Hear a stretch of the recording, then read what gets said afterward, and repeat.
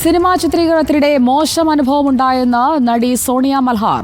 വസ്ത്രം മാറി പുറത്തിറങ്ങുമ്പോൾ ഒരു വലിയ നടൻ തന്നെ കടന്നുപിടിച്ചു. അയാൾ പിന്നീട് ക്ഷമാപണം നടത്തിയെന്നും പരാതിയുമായി മുന്നോട്ടില്ലെന്നും സോണിയ മൽഹാർ പറഞ്ഞു. തൊടുപുഴയാണ് ഷൂട്ട്. അപ്പോൾ ഷൂട്ടിങ്ങിന് വേണ്ടി നമ്മൾ മേക്കപ്പ് ചെയ്തു, കോസ്റ്റ്യൂം മാറ്റി. ഞാനൊരു ടീഷർട്ടും ജീൻസും ആയിരുന്നു എൻ്റെ വേഷം. ഞാൻ അങ്ങോട്ട് അഭിനയിക്കാൻ റെഡിയായി നിൽക്കുന്നു, ക്യാമറ എല്ലാം റെഡിയാണ്. അപ്പോൾ ഈ നായകൻ എന്താണെന്ന് വെച്ചാൽ അവിടെ ഒരു ബാത്റൂമും ചെറിയൊരു ബിൽഡിങ്ങാണ്. അവിടെയാണ് ഈ ഡ്രസ് ചേഞ്ചും മേക്കപ്പും എല്ലാം ഓരോരോ സെക്ഷനാണ്.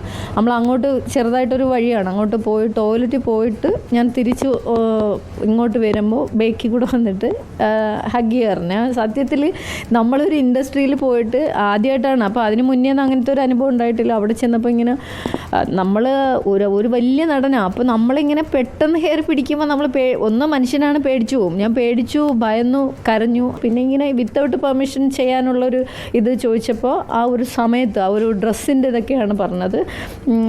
അങ്ങനെ അപ്പോൾ പക്ഷേ എനിക്ക് മാനസികമായിട്ട് അത് ബുദ്ധിമുട്ടായി.